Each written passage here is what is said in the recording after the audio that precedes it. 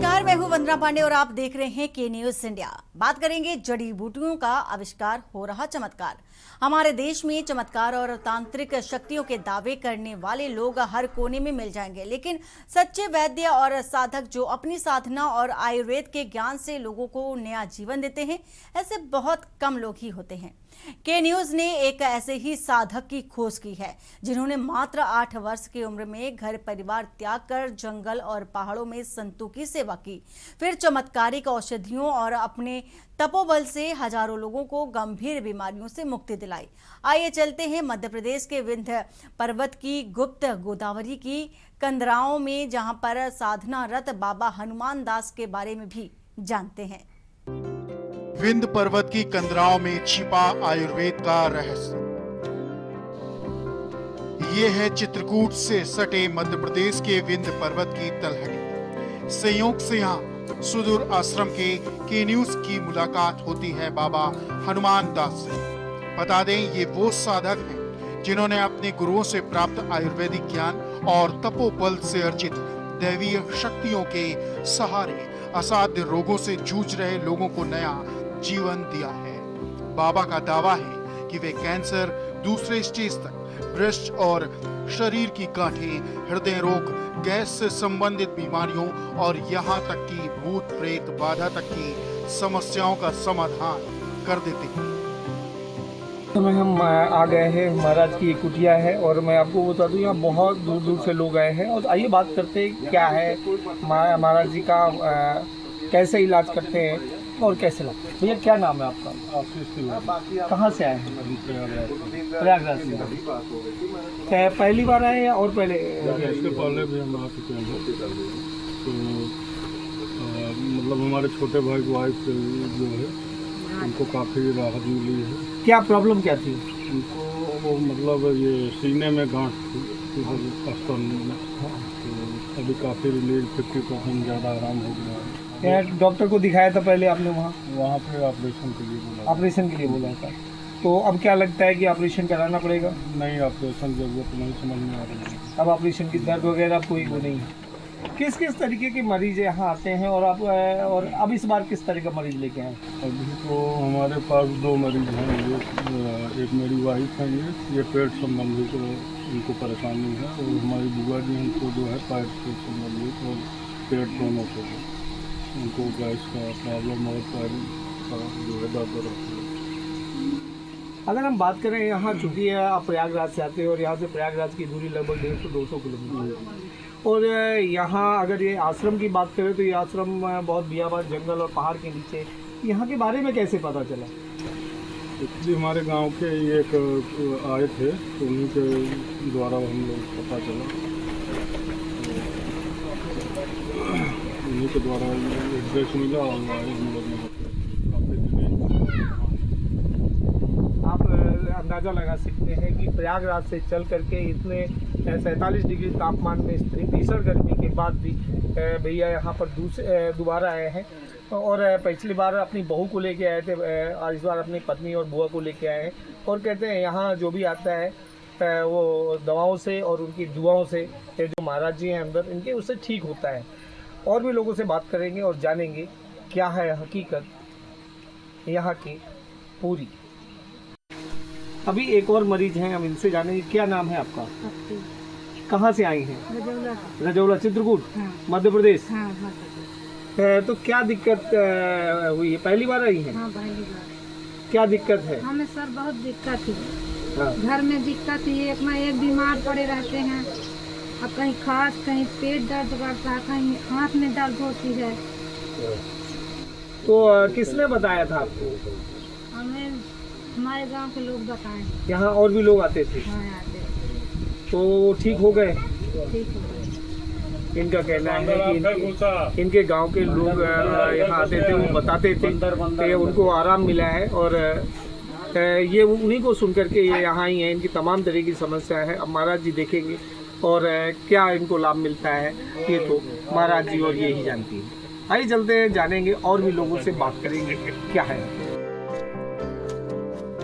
बाबा के आश्रम में आपको देश के कोने कोने से आए लोग मिल जाएंगे। अक्सर यहाँ प्रयागराज, वाराणसी, उड़ीसा, बिहार, उत्तर प्रदेश और मध्य प्रदेश के लोगों की भीड़ देखी जाती है।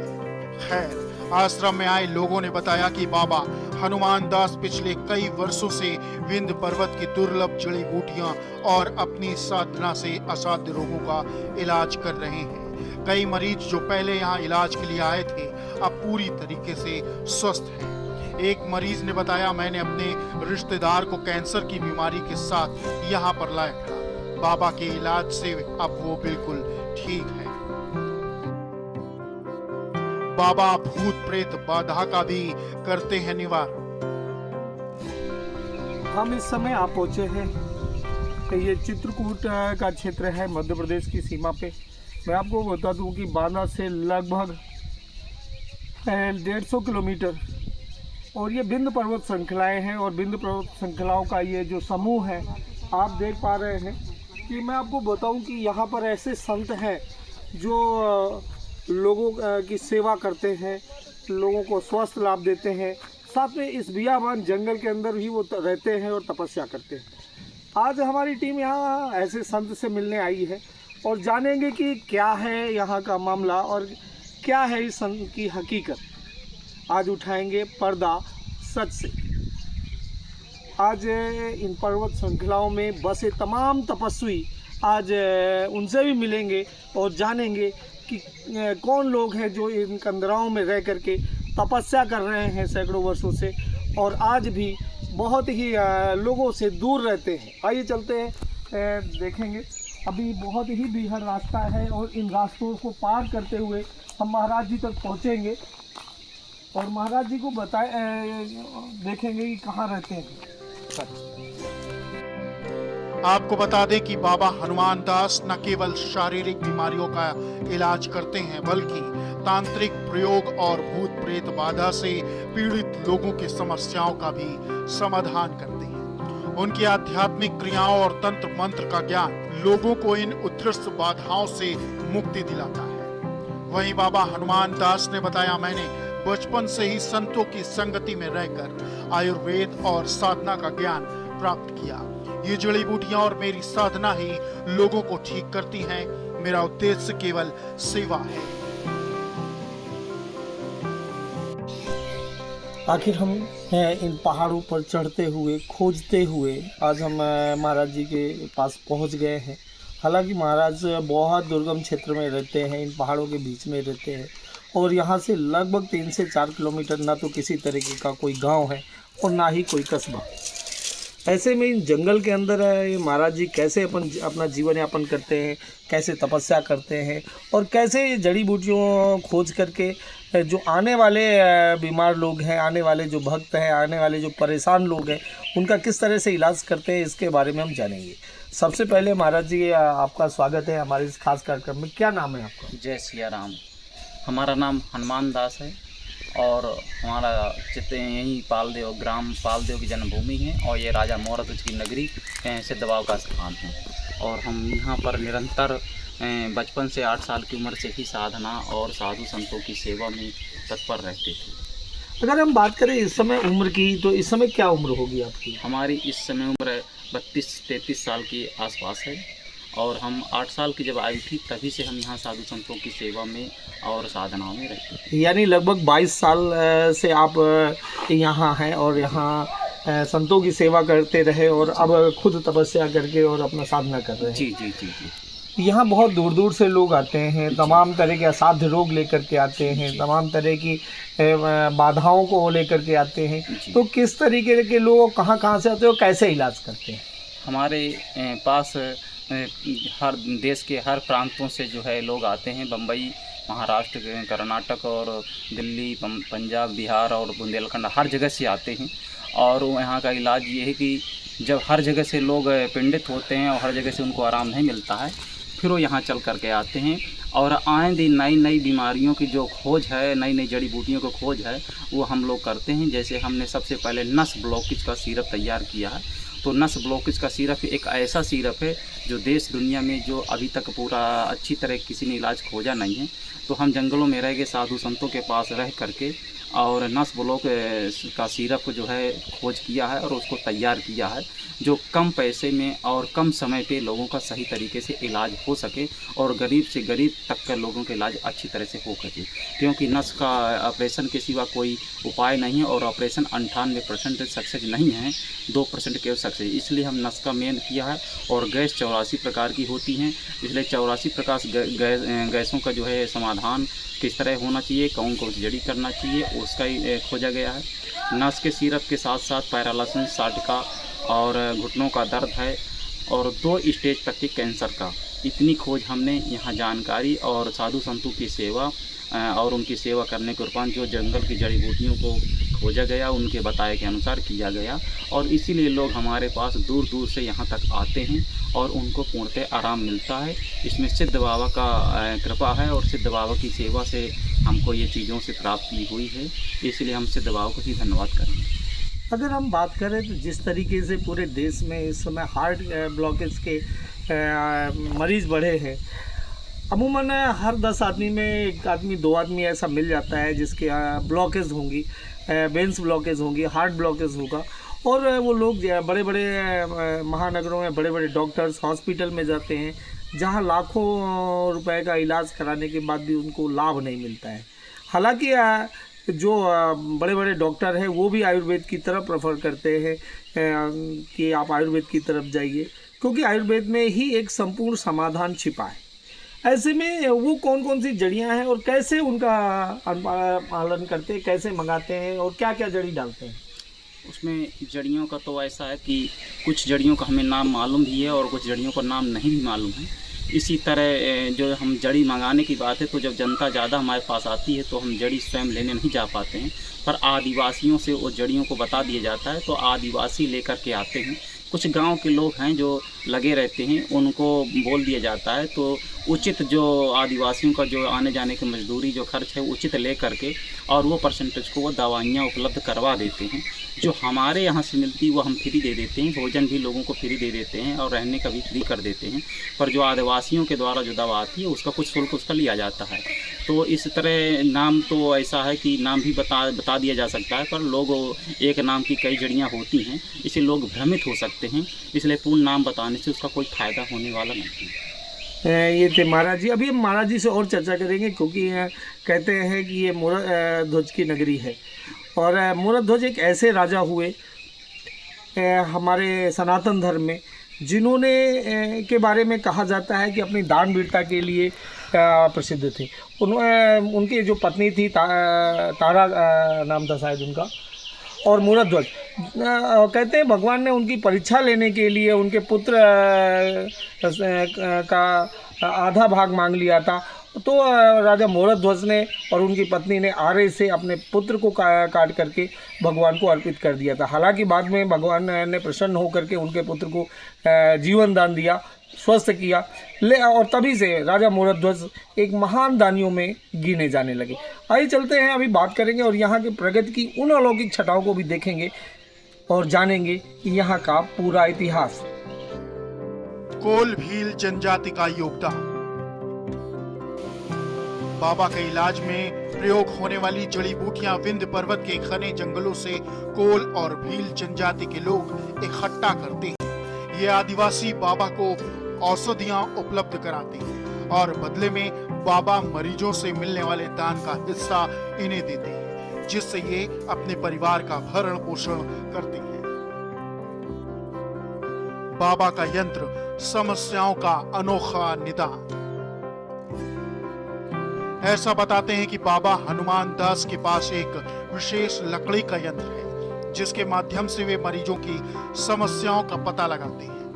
इस यंत्र के जरिए वे न केवल बीमारियों का कारण जान लेते हैं बल्कि तंत्र मंत्र और जड़ी बूटियों के संयोजन से उसका इलाज भी करते हैं। बाबा बताते हैं इन पहाड़ों में कभी राजा मूरध्वज ने तपस्या की थी।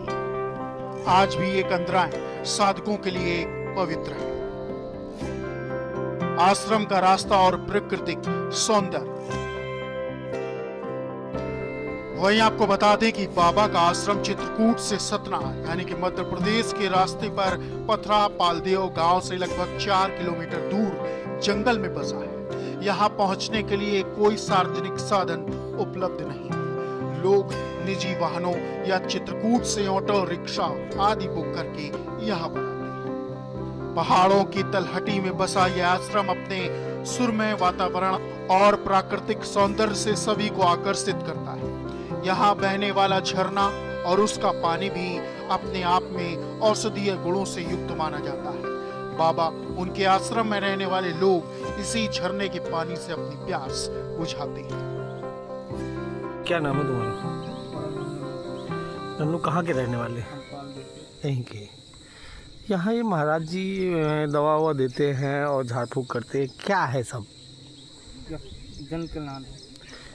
जन कल्याण है। कब से कर रहे हैं और कहाँ कहाँ के मरीज आते हैं और किस तरह का लाभ मिलता है लोगों को? मरीज तो बहुत दूर आते हैं, गुजरात, हरियाणा, राजस्थान, बिहार, चेन्नई।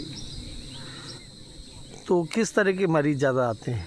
सबसे ज़्यादा ये घुटनों का दर्द वाले आते हैं, मतलब कैंसर के मरीज बहुत टोटल आते हैं।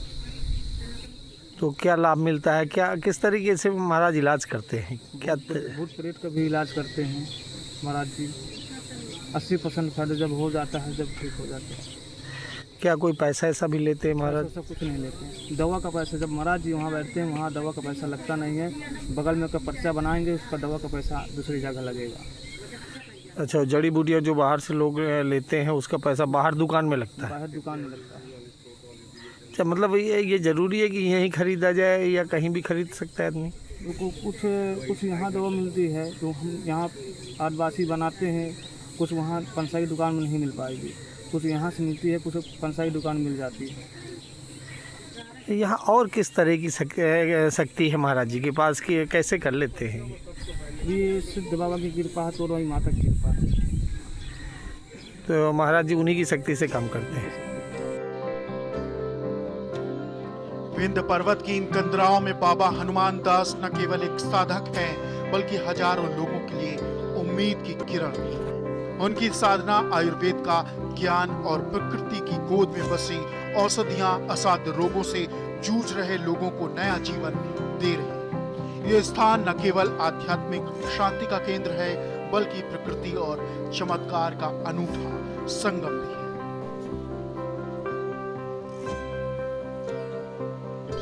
ये वो पर्वत श्रृंखलाएँ हैं जिन्हें विंध्य पर्वत श्रृंखलाएँ कहा जाता है, और ये विंध्याचल से चल कर के लगातार ये पर्वत श्रृंखलाएँ प्रयाग और चित्रकूट के माध्यम से ये बहुत दूर तक जाती है। यहाँ के पत्थर अपने आप में एक अलौकिक पत्थर हैं, और यहाँ मैं आपको दिखा दूँ कि ये जो आप पत्थर पीछे देख पा रहे हैं, ये ग्रेनाइट के टाइप का पत्थर है और बहुत ही उस तरह का पत्थर है। और आप देख रहे हैं कि ये प्रकृति का एक अलौकिक देन है, जिसे ना तो काटा गया है ना पीटा गया है, लेकिन ये किस तरीके से ऐसे कटा हुआ है, ऐसे लगता है जैसे प्रकृति ने एक एक पत्थर सजा करके रखा। इन पत्थरों का हालांकि यहाँ अभी कोई उपयोग नहीं है, लेकिन जो चित्रकूट के समवर्ती और जो पहाड़ है, उन पहाड़ों से खनन का कार्य सरकार के माध्यम से होता है, और तमाम तरीके के जो स्टोन है या भवन निर्माण की सामग्री है या रोड निर्माण की सामग्री है, इन्हीं पहाड़ों से प्राप्त होती है। हालांकि ये पहाड़ इस गर्मी के मौसम में तापमान को बढ़ा देते हैं, लेकिन रात की अगर बात करें तो रात में काफ़ी टेम्परेचर गिर जाता है, और बुंदेलखंड का ये क्षेत्र अपने आप एक अलग तापमान के लिए जाना जाता है। हालांकि जिस तरीके से पूरे भारत के अंदर बुंदेलखंड का तापमान आज यहाँ सर्वाधिक नापा गया है, 47 से 48 डिग्री का तापमान आज बुंदेलखंड के अंदर है। और ऐसे में ये प्रगति की छटाएँ और ये प्रगति का जो अमूल उपहार है, जहाँ तमाम तरह की अलौकिक ऊर्जा और जड़ी बूटियों से सुसज्जित ये पहाड़ बहुत सारे तमाम ऋषि मुनियों के ध्यान का केंद्र भी रहे हैं। मैं आपको बता दूं कि यहाँ ऐसी तमाम कंदराएँ हैं जहाँ सैकड़ों वर्षों से तमाम ऋषि मुनि विलुप्त प्राय होकर के बड़ी शांति से भगवान का तपस्या कर रहे हैं। ये तपस्थली है भगवान श्री राम की, और यहाँ ही भगवान श्री राम ने 12 वर्ष रह करके अपने वनवास काल का वो कीमती समय बिताया था, और यहाँ पर आध्यात्मिकता की बयार बहाई थी। यहाँ ही भरत जी और उनके सभी सदया पूरे मंत्रीगण यहाँ आए थे भगवान को लेने। तो ये एक एक कण भगवान श्री राम की पावन रस से परिलक्षित है और यहाँ का एक एक पत्थर भगवान राम के चरणों का और उनके रजबिंदुओं का गवाह आज भी माना जाता है। हमारे इस स्पेशल प्रोग्राम में फिलहाल इतना ही। बाकी की खबरों के लिए बने रहिए आपकी न्यूज़ इंडिया के साथ। नमस्कार।